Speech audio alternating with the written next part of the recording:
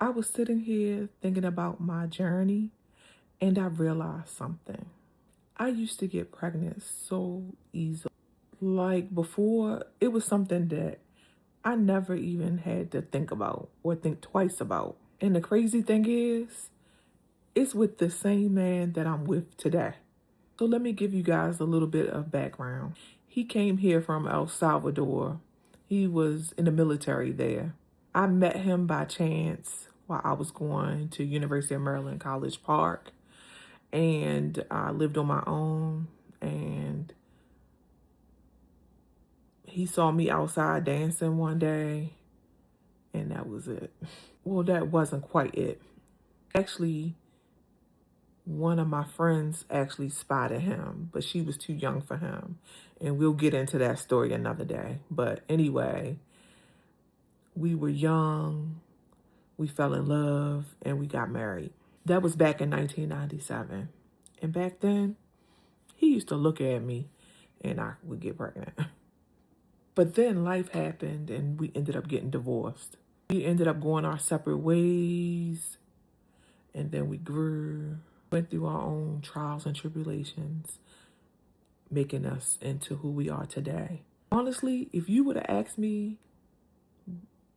some years back, I would have said we would have never found our way back to each other. But God had different plans because years later, we found our way back to each other and reconnected. And in 2019, we got remarried. Ironically, we got married on September 20th, 1997 the first time, and we remarried on September 20th, 2019. And because of what we experienced in the past, I just knew. I said in my mind, we did this before, so having a baby shouldn't be an issue. But guess what? It was. All of a sudden, I couldn't get pregnant.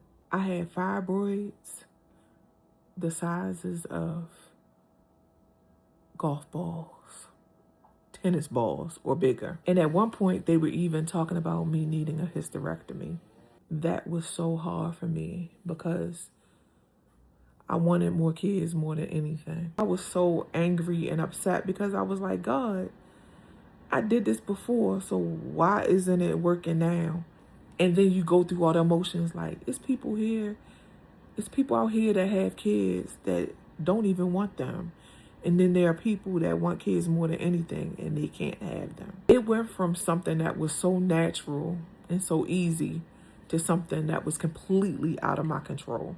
And that's when I had to make hard decisions. I wasn't having a hysterectomy. So I found someone to remove the fibroids. And after that, that's when we made the decision to do IVF. And let me tell you, IVF is not for the weak. You think, oh, I'm gonna do IVF. I'll have a baby. It's easy. But that's not the case. It's physical, it's emotional, it's mental. And just because you do it doesn't guarantee that it will always work. There were moments in that process where I felt defeated. There were moments where I questioned everything. But the one thing that kept coming back to me was this scripture. Be still and know that I am God. Because sometimes we want things in our timing. But the truth is, God has his own timing. And even though my journey has not been perfect, and even though there has been loss and pain and waiting, God still showed up. And we have Zoe. She's our miracle. And believe it or not, I'm still on this journey. We're still on this journey. I'm still believing. But I've learned that this story isn't just mine. It's for someone else or that person that's sitting there still wondering, why is this happening to me? And I want you to know, God has not forgotten about you. If you're on this journey, still waiting, still believing, just know that you're not alone. This is La Vida de Leza. And remember, you're always doing better than you think.